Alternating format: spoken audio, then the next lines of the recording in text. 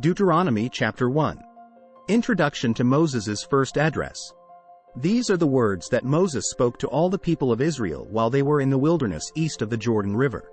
They were camped in the Jordan Valley near Suf, between Paran on one side and Tophel, Laban, Hazeroth, and Di-Zahab on the other. Normally it takes only 11 days to travel from Mount Sinai to Kadesh Barnea, going by way of Mount Seir. But 40 years after the Israelites left Egypt, on the first day of the 11th month, Moses addressed the people of Israel, telling them everything the Lord had commanded him to say. This took place after he had defeated King Sihon of the Amorites, who ruled in Heshbon, and at Edrei had defeated King Og of Bashan, who ruled in Ashtaroth. While the Israelites were in the land of Moab east of the Jordan River, Moses carefully explained the Lord's instructions as follows. The command to leave Sinai. When we were at Mount Sinai, the Lord our God said to us, "You have stayed at this mountain long enough. It is time to break camp and move on. Go to the hill country of the Amorites and to all the neighboring regions, the Jordan Valley, the hill country, the western foothills, the Negev, and the coastal plain. Go to the land of the Canaanites and to Lebanon, and all the way to the great Euphrates River. Look, I am giving all this land to you.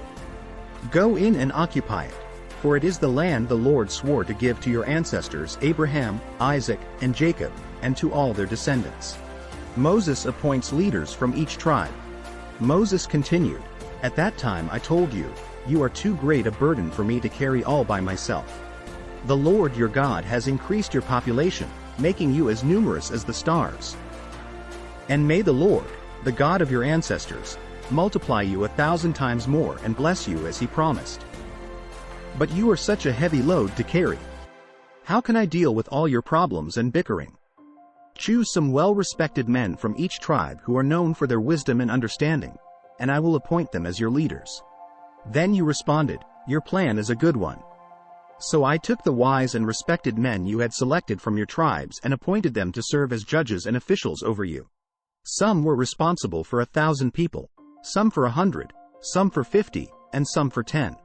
At that time I instructed the judges, "You must hear the cases of your fellow Israelites and the foreigners living among you. Be perfectly fair in your decisions and impartial in your judgments. Hear the cases of those who are poor as well as those who are rich. Don't be afraid of anyone's anger, for the decision you make is God's decision. Bring me any cases that are too difficult for you, and I will handle them." At that time I gave you instructions about everything you were to do. Scouts explore the land.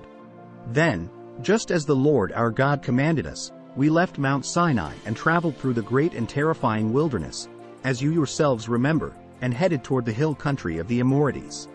When we arrived at Kadesh Barnea, I said to you, "You have now reached the hill country of the Amorites that the Lord our God is giving us. Look, he has placed the land in front of you. Go and occupy it as the Lord, the God of your ancestors, has promised you. Don't be afraid. Don't be discouraged."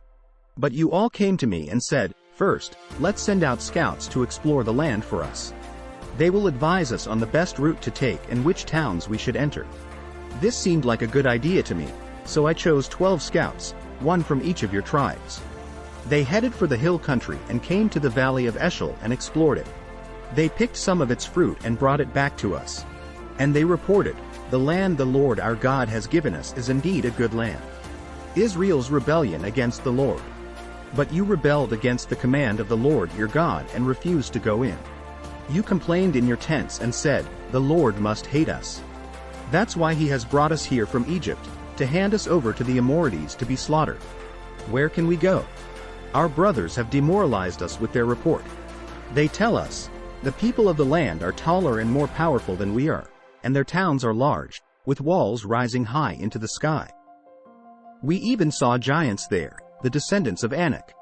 But I said to you, 'Don't be shocked or afraid of them. The Lord your God is going ahead of you.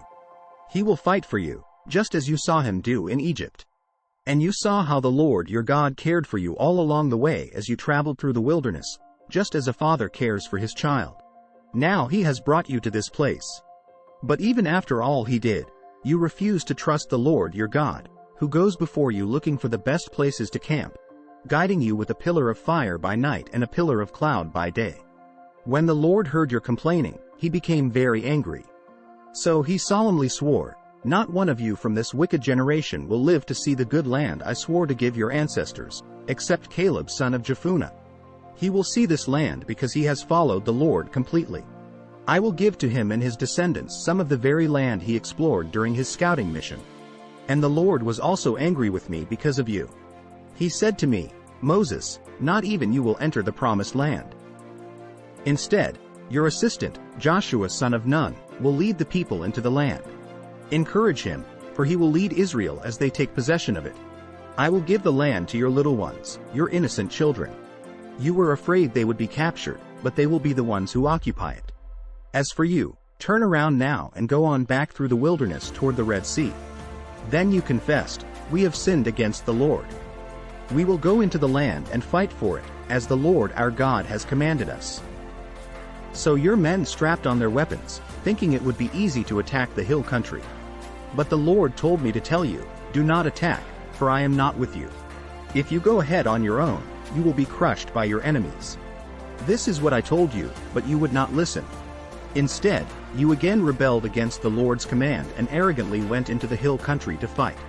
But the Amorites who lived there came out against you like a swarm of bees. They chased and battered you all the way from Seir to Hormah. Then you returned and wept before the Lord, but he refused to listen.